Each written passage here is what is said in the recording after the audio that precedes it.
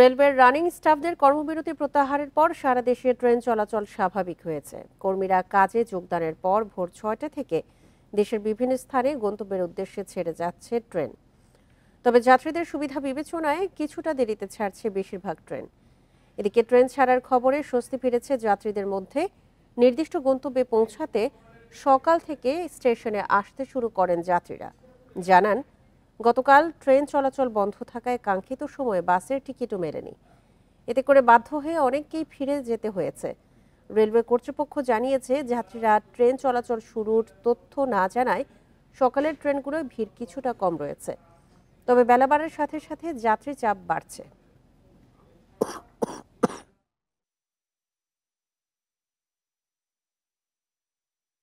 আমার নিশ্চিত ছিল আমি বাসে যাব, সকালে শুনলাম প্রত্যাহার করা হয়েছে ধর্মঘট। সেক্ষেত্রে আমি এসেই আমি টিকিটটা পেয়েছি, আমি অনেক সো হ্যাপি। 7:30 তো আমি জানি এখানে, কিন্তু প্রেজেন্ট সার্কামস্টেন্সেস কি, ট্রেনের ইঞ্জিন লাগছে কিনা, স্টাফরা আসছে কিনা, এটা ছাড়ার অ্যাপ্রক্সিমেট টাইম কবে বা অন্য যেই ট্রেনের শিডিউলগুলো আছে সেগুলোতে সিরিয়াল কখন, উনি ইনফরমেশনটা আমাকে দিতে পারছে না। 3:30টার পরে আমাদের কন্ট্রোল জানিয়েছে যে সব গাড়িগুলোই চলাচল করবে, তাদের কাজে তারা যোগ দিবে, এই মর্মে সিদ্ধান্ত হয়েছে। সেক্ষেত্রে আমাদের রাজশাহী থেকে দূরপাল্লা এবং স্বল্প পাল্লার যে ট্রেনগুলো সেগুলো যথারীতি ছেড়ে যাচ্ছে। এ নিয়ে আরো জানাতে ঢাকা ও চট্টগ্রাম থেকে যোগ দিচ্ছেন আমাদের সহকর্মীরা। শুরুতেই যাচ্ছি রাজধানীর কমলাপুর রেলওয়ে স্টেশনে। সেখানে আছেন আমাদের সহকর্মী বুদ্ধদেব কুণ্ডু। বুদ্ধদেব, এখন পর্যন্ত রেলওয়ের কি অবস্থা দেখতে পাচ্ছেন? সকাল থেকে মোট কতটি ট্রেন ছেড়ে গেছে?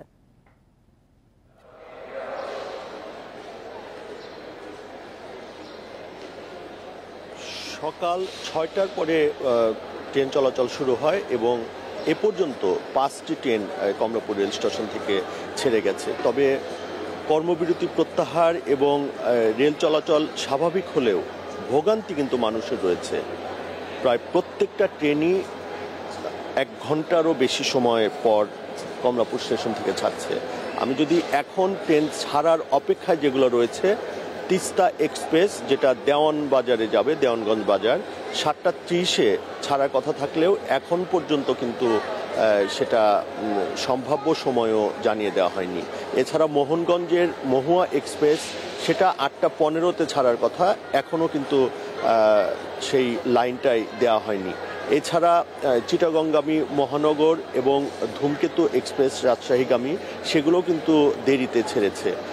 সবচেয়ে বড় একটি যে অভিযোগটা যাত্রীরা করছে, যেমন কয়েকটা ট্রেনের যাত্রা বাতিল করা হয়েছে, এর মধ্যে লালমনিরহাটগামী বুড়িমারি এক্সপ্রেস, যাত্রীরা স্টেশনে আসার পরে জানতে পারলো যে ট্রেনটি বাতিল করা হয়েছে। এ নিয়ে কিন্তু তারা ক্ষুব্ধ প্রতিক্রিয়া জানিয়েছেন। তারা বলছেন যে অন্তত তাদেরকে একটি SMS করে যদি জানানো হতো বা একটা ফোন যে কোনোভাবে যদি জানানো হতো তাহলে কিন্তু তাদের এই ভোগান্তিটা হয় না। অনেকে পরিবার পরিজন নিয়ে কমলাপুর স্টেশনে আসার পরে জানতে পারে যে ট্রেনটি বাতিল হয়েছে। এছাড়া বাতিলের তালিকায় আরও রয়েছে জয়ন্তিকা এক্সপ্রেস যেটা সিলেটগামী। এছাড়া কিশোরগঞ্জ থেকে প্রভাতী যেটা আসার কথা ছিল সেটাও কিন্তু বাতিল করা হয়েছে। কক্সবাজার থেকে কক্সবাজার এক্সপ্রেস, সবশেষ 4টি ট্রেন এ পর্যন্ত বাতিল করা হয়েছে, হয়তো আরও 2-1টা ট্রেন বাতিল করা হবে। কমলাপুর রেল স্টেশনে আমরা আসলে ভোগান্তির চিত্রটাই বেশি দেখছি। অনেকেই, আপনি জানেন যে হয়তো কারো পরীক্ষা আছে, কারো জরুরি কোনো কাজ আছে, সেই কাজে কিন্তু নির্দিষ্ট সময়ে যেতে পারছে না। কেউ 2 ঘন্টা, কাউকে 3 ঘন্টাও অপেক্ষা করতে হচ্ছে। তো এখন পর্যন্ত কর্মবিরতি প্রত্যাহার এবং রেল চলাচল স্বাভাবিক হলেও ভোগান্তির কিন্তু শেষ হচ্ছে না যাত্রীদের। বুদ্ধদেব, আপনি আমাদের সঙ্গে থাকুন। এবার আমরা যাচ্ছি চট্টগ্রামে, সেখান থেকে জানাবেন আমাদের সহকর্মী আব্দুল্লাহ রাকিব। রাকিব, আমরা যেমন কমলাপুর স্টেশনে দেখছিলাম যে 4টি ট্রেনের এখন পর্যন্ত যাত্রা বাতিল করা হয়েছে, এমন কি কোনো তথ্য পেয়েছেন কিনা, আর যাত্রীদের ভোগান্তি নিয়ে জানাবেন।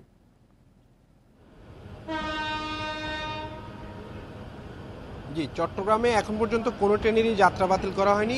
এখনই মাত্র কিছুক্ষণ আগেই একটি ট্রেন ছেড়েছে, সুবর্ণ এক্সপ্রেস, যেটি ঢাকাগামী। এটি হচ্ছে চট্টগ্রাম থেকে দ্বিতীয় কোনো ছেড়ে যাওয়া ট্রেন। এর আগে সকাল 8:10 চট্টলা এক্সপ্রেস ছেড়ে যায়, যেটি আসলে 2 ঘন্টা 10 মিনিট বিলম্বে চলে। এবং এই সুবর্ণ এক্সপ্রেস ট্রেনটিও, যেটি আসলে সকাল 7:30টায় স্বাভাবিক সময়ে ছাড়ার কথা, এবং সেটি এখন প্রায় 9টার কিছু সময় পরে ছাড়লো। আমরা এইরকম দিনের অন্যান্য ট্রেনগুলো যেগুলো আছে রেল কর্মকর্তারা বলছেন যে শিডিউল বিপর্যয় ওনারা এড়ানোর চেষ্টা করছেন, কমিয়ে আনার চেষ্টা করছেন, আসলে এড়ানোর সেই সুযোগটি নেই।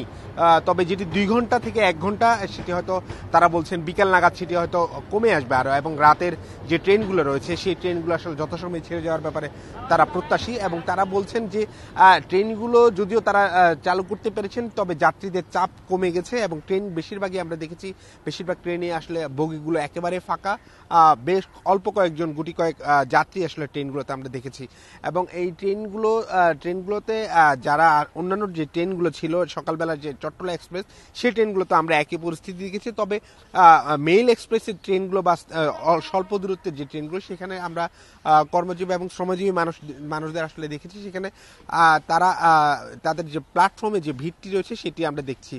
তবে এখন পর্যন্ত চট্টগ্রাম রেল কর্মকর্তারা বলেছেন তারা 2:30টা বাজে আসলে জানার যে কর্মবিরতি প্রত্যাহারের খবর জানলেও ট্রেনের অন্যান্য যে শান্টিং অর্থাৎ ট্রেনগুলো স্টেশনে থাকলেও সেগুলো পরিষ্কার করার জন্য সেগুলো আবার ওয়াশে পাঠানো হতে হয়, যার কারণে সেখানে স্টাফ না থাকে, তারা আসলে সেগুলো 6টার পরে পান।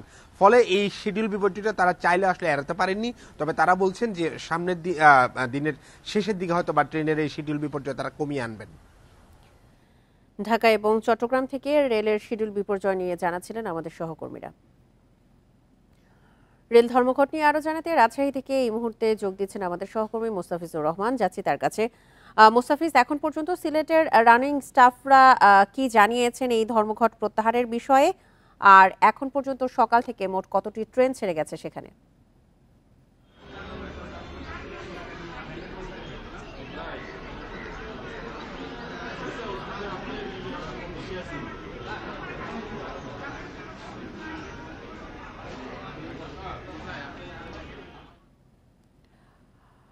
মুস্তাফিজ, আপনি কি শুনতে পাচ্ছেন? মুস্তাফিজ, সিলেটের রানিং স্টাফরা সবাই কি কাজে যোগ দিয়েছেন? উপদেষ্টার সঙ্গে সমঝোতার বিষয়ে স্থানীয় শ্রমিক নেতারা কি বলেছেন, আর সকাল থেকে কতটি ট্রেন ছেড়ে গেছেন?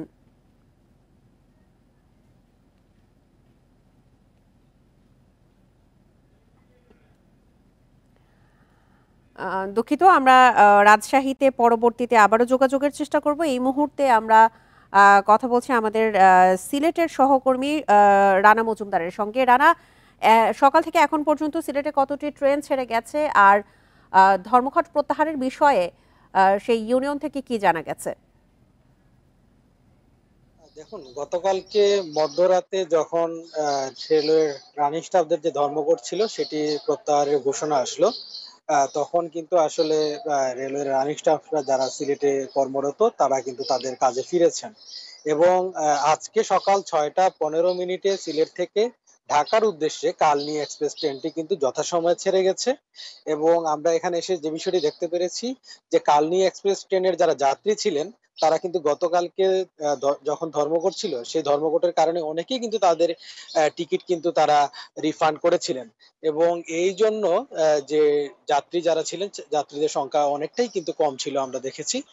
তবে এখন আবার আমরা দেখতে পাচ্ছি যে দিনের অন্যান্য যে ট্রেনগুলো রয়েছে, বিশেষ করে 10টার সময় রয়েছে চিটাং এর উদ্দেশ্যে যে ট্রেনটি ছেড়ে যাবে, সেই ট্রেনের বেশ কিছু সংখ্যক যাত্রী কিন্তু এই মুহূর্তে স্টেশনে এসে উপস্থিত হয়েছেন। পাশাপাশি অনেকেই কিন্তু গতকালকে ট্রেনের টিকিট ফেরত দিয়েছেন এবং তারা রিফান্ড নিয়েছেন, এবং তারা যখন আজকে জানতে পেরেছেন যে আজকে থেকে আবার ট্রেন চলাচল স্বাভাবিক হয়েছে, তো তারাও কিন্তু স্টেশনে এসে উপস্থিত হয়েছেন। এছাড়াও আসলে এই চিটাগাংগামী যে ট্রেনটি রয়েছে সেই ট্রেনে করে কিন্তু লাকসাম, ব্রাহ্মণবাড়িয়া, ফেনী, কুমিল্লা এই যে জায়গাগুলোতে এই অঞ্চলগুলোতে যারা যাতায়াত করবেন তারাও কিন্তু এই মুহূর্তে স্টেশনে এসে কিন্তু তারা টিকিট কাটছেন। কাউন্টারগুলোতে আমরা সেরকমই কিছু উপস্থিতি আমরা দেখতে পাচ্ছি। পাশাপাশি এরপরে রয়েছে ঢাকাগামী একটি ট্রেন জয়ন্তিকা এক্সপ্রেস, সেটি 12টায় ছেড়ে যাবে সিলেট থেকে, এবং এর যাত্রীরাও কিন্তু ইতিমধ্যে আস্তে আস্তে স্টেশনে আসতে শুরু করেছেন, এবং নতুন বেশ কিছু যাত্রী তারাও কিন্তু এখন টিকিট কাটতে শুরু করেছেন, তারা কাউন্টারে এসে কিন্তু জড়ো হচ্ছেন। করছেন। পাশাপাশি আমরা কথা বলেছিলাম যারা যাত্রী সাধারণ রয়েছেন তাদের সাথে এবং রেলের যারা কর্তৃপক্ষ রয়েছেন তাদের সাথে। তো রেলের যারা কর্তৃপক্ষ রয়েছেন তারা কিন্তু আমাদেরকে জানিয়েছেন এই মুহূর্তে একটি কিন্তু ট্রেন সেটি ওয়াশফিডে রয়েছে, অর্থাৎ যেটি 10টার সময় চিটাগাং এর উদ্দেশ্যে যেটি ছেড়ে যাবে সেই ট্রেনটি কিন্তু এখন ওয়াশফিডে রয়েছে এবং সেটি প্রস্তুত হওয়ার পরেই মূলত চালকরা কিংবা যারা রানিং স্টাফ রয়েছেন তারা কিন্তু সেটি অপারেট করে চিটাগাং এর উদ্দেশ্যে তারা যাত্রা শুরু করবেন। রেলের রানিং স্টাফদের ধর্মঘট প্রত্যাহার নিয়ে এই ছিল সিলেট থেকে আমার কাছে সবশেষ। রানা, আপনি আমাদের সঙ্গে থাকুন। আমরা আবারও রাজশাহীতে যোগাযোগের চেষ্টা করছি। মোস্তাফিজ, আপনি কি আমার কথা শুনতে পাচ্ছেন?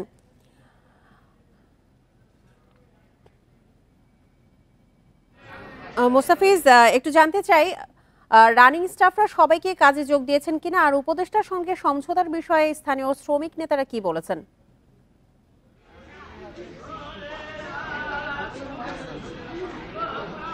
দেখুন, সকাল থেকে অর্থাৎ এখানে গতকাল রাত পর্যন্ত যখন আলোচনা চলছিল তখন পর্যন্ত ট্রেন চলাচল বন্ধ ছিল, অর্থাৎ যারা রানিং স্টাফ ছিল তাদের সিদ্ধান্ত অনুযায়ী ট্রেন চলাচল বন্ধ ছিল। কিন্তু রাত্রে 3টা নাগাদ তাদেরকে সেন্ট্রালি জানিয়ে দেওয়া হয়েছে এবং রেলের যে কর্মকর্তারা রয়েছেন তাদেরকে কন্ট্রোল রুম থেকে জানিয়ে দেওয়া হয়েছে যে ট্রেন চলাচল স্বাভাবিক রাখার জন্য, এবং এরপর থেকেই তারা কিন্তু তাদের যে প্রস্তুতি ট্রেন স্বাভাবিক রাখার জন্য যে প্রস্তুতি সেটি তারা নেওয়া শুরু করেছিলেন। এবং যথারীতি দেখেছি যে রাজশাহী থেকে আজকে সকাল 6:40-এ একটি ট্রেন ছেড়ে গেছে এবং ঢাকার উদ্দেশ্যে এর মধ্যেই কিন্তু প্রায় 3টি ট্রেন ছেড়ে গেছে। ধূমকেতু এক্সপ্রেস ছেড়ে গেছে, বনলতা ছেড়ে গেছে, সিল্ক সিটি ছেড়ে গেছে। যদিও সেই ট্রেনগুলো কোনোটি 20 মিনিট কোনোটি 30 মিনিট বিলম্বে যাত্রা শুরু করেছে।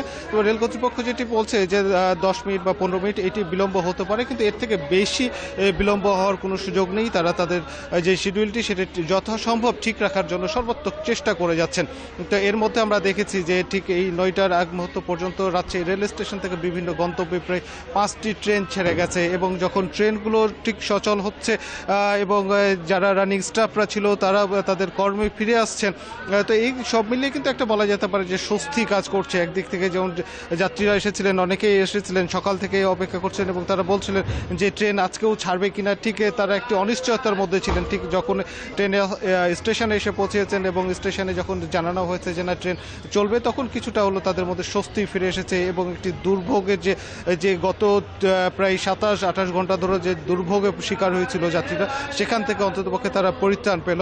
এখন পর্যন্ত আমরা যতটুকু জেনেছি যে রেল কর্তৃপক্ষ যেটি বলছিলেন যে গতকালকে তাদের যে 10,000 টিকিট বিক্রি হয়েছিল সেখান থেকে প্রায় 8,000 টিকিট কিন্তু রিফান্ড করা সম্ভব হয়েছিল এবং এরপরে কিন্তু পর্যায়ক্রমে তারা প্রস্তুতি রেখেছিলেন যে পরবর্তী সিদ্ধান্ত অনুযায়ী তারা যে সিদ্ধান্তটি নেবেন। তো এখন পর্যন্ত তারা বলছেন যে এখন পর্যন্ত তাদের শিডিউল বিপর্যয়ে তেমন কোনো শঙ্কা নেই এবং তারা বলছেন যে যাত্রী দুর্ভোগ লাঘব করতে আমরা দেখেছিলাম সকাল থেকে রেল কর্মকর্তা যারা রয়েছেন তারা স্টেশনে অবস্থান করছিলেন এবং সেই সাথে নিরাপত্তা বাহিনীর যারা সদস্য রয়েছেন, রেলের নিজস্ব নিরাপত্তা, সেই জিআরপি সদস্যরা রয়েছে, পুলিশ সদস্যরা রয়েছেন। তো সার্বিকভাবে বলা যেতে পারে যে আইনশৃঙ্খলা বাহিনীর সদস্যরাও কিন্তু অত্যন্ত সজাগভাবে এখানে অবস্থান করছেন। সেই সাথে রেল কর্মীরাও, রেল কর্মকর্তারাও কিন্তু এখানে অবস্থান করছেন এবং তারা একটি কথা বলছিলেন, তারা সর্বোচ্চ গুরুত্ব দিচ্ছেন যে যাত্রী দুর্ভোগের যে বিষয়টি যেন কোনো ক্রমেই যে যাত্রীরা দুর্ভোগের শিকার না হন এবং টিকিট কাটা নিয়ে বা টিকিট ফেরত দেওয়া নিয়ে কোনো ভোগান্তিতে না পড়েন, এই বিষয়গুলো কিন্তু তারা কঠোরভাবে মনিটর করছেন। এবং এর পর্যায়ে আমরা যতটুকু জেনেছি যে এখন পর্যন্ত রাজশাহী রেল স্টেশন থেকে যে প্রতিনিয়ত যে প্রায় 15টির মতো ট্রেন ছেড়ে যাওয়ার কথা 24 ঘন্টায়, এর মধ্যে 5টি ট্রেন ছেড়ে গেছে এবং আরও একটি ট্রেন কিন্তু অপেক্ষমান রয়েছে, কিছুক্ষণের মধ্যে রাজশাহী স্টেশনে এসে পৌঁছাবে, সেটি হয়তো যথাসময়ে ছেড়ে যাবে। এই ছিল রাজশাহী রেল স্টেশন থেকে সর্বশেষ। রাজশাহী থেকে জানাচ্ছিলেন সহকর্মী মুস্তাফিজুর রহমান।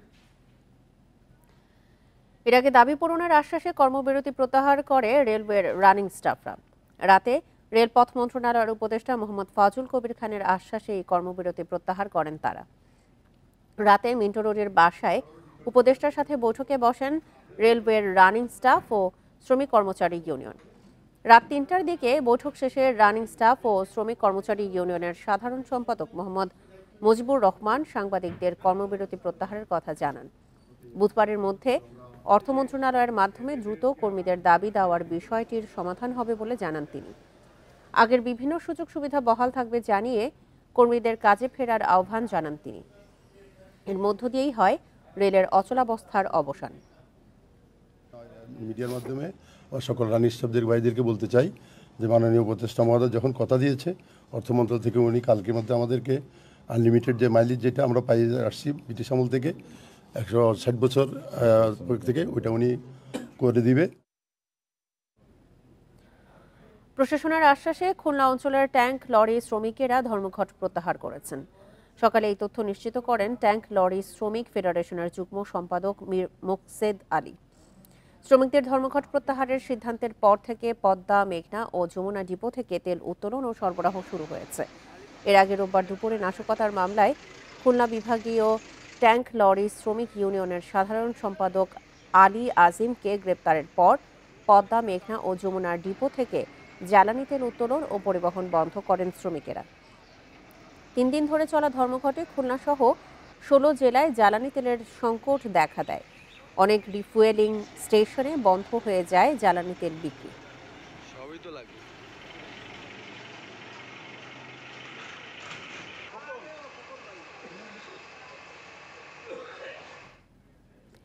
এ বিষয়ে বিস্তারিত জানাতে খুলনা থেকে যোগ দিচ্ছেন সহকর্মী AHM শামীমুজ্জামান। শামীম, জ্বালানি তেল সরবরাহ স্বাভাবিক হতে কতটা সময় লাগতে পারে আর শ্রমিকরা কি বলছেন? সকাল 8টার সময় তাদের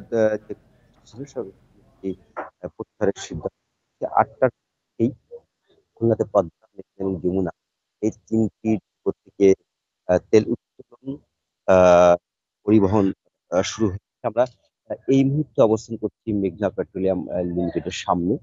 আমরা কিন্তু এখানে এসে দেখেছি যে বিভিন্ন ট্যাঙ্ক লরি থেকে আসলে তেল নিয়ে এখান থেকে বের হয়ে তার গন্তব্যস্থলে যাচ্ছিল। অর্থাৎ 8টার পর যে তেল উত্তোলন এবং পরিবহন সরবরাহ শুরু হয়েছে সেটা স্বাভাবিক হতে একদম পেট্রোল পাম্প পর্যন্ত পৌঁছাতে অর্থাৎ 1 থেকে 1.5-2 ঘন্টা সময় লাগবে। কোথাও কোথাও হয়তো বা এর চেয়ে বেশিও সময় লাগতে পারে। তার কারণ আমরা আগেও বলেছি এই খুলনা থেকে কিন্তু 16টা জেলায় জ্বালানি তেল সরবরাহ হয়। অর্থাৎ এখান থেকে যেতে যে পথের যে দূরত্ব আছে কোথাও 3 ঘন্টা, কোথাও 4 ঘন্টা, কোথাও 5 ঘন্টা, কোথাও 6 ঘন্টা লাগতেই পারে। তবে খুলনা শহরের মধ্যে 1 থেকে 1.5-2 ঘন্টার মধ্যেই পরিস্থিতি স্বাভাবিক হবে, তেমনটি আসলে আশা করা যায়। অপরদিকে আমরা কথা বলেছিলাম শ্রমিক নেতাদের সাথে, আন্দোলনরত শ্রমিকদের সাথে। তারা যেটা বলছেন যে গতকাল রাতে যেহেতু প্রশাসনের পক্ষ থেকে তাদের দাবি মেনে নেওয়ার বিষয়ে আশ্বাস দেওয়া হয়েছে, সেই আশ্বাসের পরেই কিন্তু আজ সকালে তারা তাদের যে কর্মসূচি ছিল সেই কর্মসূচি প্রত্যাহার করেছেন। এবং যদি প্রশাসন তাদের সেই যে দাবি যদি মেনে না নেয় তাহলে তারা পরবর্তীতে আবারও সিদ্ধান্ত নেবে আসলে কি করবে বা তাদের কর্মসূচি কি হতে পারে সেই বিষয়টা সিদ্ধান্ত নেবে। তবে তারা আশা করছেন যে প্রশাসন যে আশ্বাস দিয়েছে সেই আশ্বাস আসলে মেনে নেবে, প্রশাসন শ্রমিকদের দাবির প্রতি সম্মান দেখাবে, তেমনটি তারা আশা করছেন। তো এই ছিল আমার কাছে সর্বশেষ তথ্য। খুলনা থেকে জ্বালানি তেলের সরবরাহ নিয়ে জানাচ্ছিলেন আমাদের সহকর্মী AHM শামীমুজ্জামান। 13 দিন পরও মুক্ত হয়নি আরাকান আর্মির হাতে আটক বাংলাদেশি কার্গো সহ জাহাজ। এ নিয়ে উদ্বিগ্ন ব্যবসায়ীরা। তারা বলছেন মিয়ানমারের উত্তেজনা নিয়ন্ত্রণে না আসলে দুদেশের বাণিজ্য সংকটে পড়বে। সরকারকে দ্রুত পদক্ষেপ নেওয়ার তাগিদ দিয়েছেন ব্যবসায়ীরা। পণ্যবাহী জাহাজ আটকে চাঁদাবাজির অভিযোগে ইয়াঙ্গুন থেকে টেকনাফ স্থলবন্দর পর্যন্ত বাণিজ্য বন্ধ রেখেছে মিয়ানমার। ব্যবসায়ীরা বলছেন রাখাইন রাজ্যের অস্থিরতার কারণে বাণিজ্য সংকট তৈরি হচ্ছে, যা প্রভাব ফেলবে সার্বিক অর্থনীতিতে। ব্যবসায়িক ক্ষেত্রে এবং অর্থনীতির ক্ষেত্রে যদি আমরা চিন্তা করতে চাই তাহলে আমার মনে হয় সরকারি পর্যায়ে দুই দেশের মধ্যে একটা বৈঠক করা উচিত। 16 জানুয়ারি নাফ নদী থেকে মিয়ানমারে 3টি জাহাজ আটক করে আরাকান আর্মি। 20 জানুয়ারি 2টি জাহাজ মুক্ত হয়, কিন্তু এখনও একটি জাহাজ ছাড়া পায়নি। বুটগুলো আসতে হয় ওদের আরাকানের রুট দিয়ে, তাহলে ওখানে গোলাগুলি চলতেছে, ওই রুট দিয়ে কোনো বুট আসতে রিস্ক দিচ্ছে না, সেই কারণে তো অবশ্যই আমরা ক্ষতিগ্রস্ত হচ্ছি। কাস্টমস কর্মকর্তারা বলছেন মিয়ানমারের অভ্যন্তরীণ সংঘাতের জের টানতে হচ্ছে বাংলাদেশকে। পণ্যবাহী জাহাজের নিরাপত্তা নিশ্চিত না হলে টেকনাফ বন্দর ক্ষতির মুখে পড়বে বলে দাবি তাদের। রাজস্ব আহরণ এবং পণ্য আমদানির দেখলে বোঝা যায় যে আসলে আগে কত কর্মব্যস্ততা ছিল এবং এখন কত স্থিরতা নেমে এসেছে। রাখাইন আর্মিদের মধ্যে আভ্যন্তরীণ তাদের যে যুদ্ধ ছিল সেই যুদ্ধই ছিল এর পণ্য আমদানি রপ্তানির স্থিরতার মূল কারণ। 2023-24 অর্থ বছরে টেকনাফ বন্দর দিয়ে পণ্য আমদানি হয় ৭৮,৫০০ টন, রপ্তানি ১,৪০০ টন। অথচ গত জুলাই থেকে জানুয়ারির ২০ তারিখ পর্যন্ত পণ্য আমদানি হয়েছে ১২,৫০০ টন, রপ্তানি পণ্য ১,৬০০ টন। মিয়ানমারের আভ্যন্তরীণ সংঘাতের প্রভাব পড়েছে দুই দেশের ব্যবসা বাণিজ্যে। ইয়াঙ্গুন থেকে নতুন করে কোনো জাহাজ এই বন্দরে আসেনি, ফলে বেকার হয়ে পড়বে কয়েক হাজার শ্রমিক। ক্ষতিগ্রস্ত হবে এখানকার ব্যবসায়ীরা বলছেন দুই দেশের কূটনৈতিক পর্যায়ে আলোচনার মাধ্যমে বিষয়টি সমাধান করতে। যদি সমাধান না হয় তাহলে এই টেকনাফ স্থলবন্দর নামী বন্দর হয়ে থাকবে, কোনো কাজে নয়। তৌফিকুল ইসলাম, ইন্ডিপেন্ডেন্ট নিউজ, টেকনাফ, কক্সবাজার। এ বিষয়ে আরও জানাতে কক্সবাজার থেকে যোগ দিচ্ছেন সহকর্মী তৌফিকুল ইসলাম। তৌফিকুল, গত ১৩ দিন ধরে বাংলাদেশি কার্গো সহ জাহাজ সেখানে আটক রয়েছে। এখন পর্যন্ত প্রশাসনিকভাবে কোনো উদ্যোগ নেওয়া হয়েছে কিনা? মূলত এটি আসলে কোনো প্রশাসনিকভাবে এই উদ্যোগটি নেওয়ার কোনো সুযোগ নেই। তারপরও আমি কথা বলেছি এখানকার যারা টেকনাফ স্থলবন্দরে যারা সিএনএফ এজেন্ট ব্যবসায়ীরা আছেন তাদের সাথে আমার কথা বলেছি। তারা দফায় দফায় মিয়ানমারের ওপারে অর্থাৎ ইয়াঙ্গুন থেকে যে জাহাজটি ছেড়ে এসেছিল এবং সেই জাহাজ থেকেই মূলত ওই পারের ব্যবসায়ীদের সাথে তারা যোগাযোগ করছেন। তারাও আরাকান আর্মির সাথে যোগাযোগ করে দুটি জাহাজ ছাড়ানোর ব্যবস্থা করেছেন এবং একটি জাহাজ এখনো পর্যন্ত প্রায় 10-13 দিন হয়ে গেছে, এখনো পর্যন্ত তারা সেই জাহাজটি ছাড়িয়ে আনতে পারেনি। তবে আমি যে সিএনএফ এজেন্ট যে সভাপতি এহতেশামুল হক বাহাদুরের সাথে আমার কথা হয়েছে, তিনি বলেছেন এটি মূলত তারা যে তাদের যে কাগজপত্র চেকিং করছেন এরকমই তারা আমাদেরকে বলছেন। তবে চাঁদা দাবির কথা আমরা বারবারই শুনছি বিভিন্ন জনের কাছ থেকে, কিন্তু চাঁদা দাবির বিষয়টি তারা বারবারই অস্বীকার করছেন এবং তারা বলছেন চেকিং করার পর সঠিক পণ্য আসলে সেই কার্গোতে ছিল কিনা বা আছে কিনা সেই সব কিছু যাচাই বাছাই শেষে যে এখন যে আরাকান আর্মির হাতে যে কার্গোটি আছে সেটি খুব সহসায় তারা ছেড়ে দিবে বলে তিনি আমাদেরকে জানিয়েছেন। তবে আপনারা জানেন মূলত যে 3টি কার্গো আটকের যে কথা আছে শুধু এরকমই নয়, আমরা যে টেকনাফের অর্থাৎ নাফতদি হয়ে যে সকল জাহাজ চলাচল করে, যে ট্রলার চলাচল করে, এর আগে আপনারা দেখেছিলেন সেখানে যে টেকনাফ থেকে যে সেন্ট মার্টিন গাপে যে সকল স্পিডবোট রয়েছে সে সকল স্পিডবোটকে লক্ষ্য করে কিন্তু আরাকান আর্মিরা গুলি ছুড়েছিল। একটু জানতে চাই, রেঙ্গুন টেকনাফ বাণিজ্য যে বন্ধ সেটি কি সচল করার কোনো সুযোগ রয়েছে কিনা?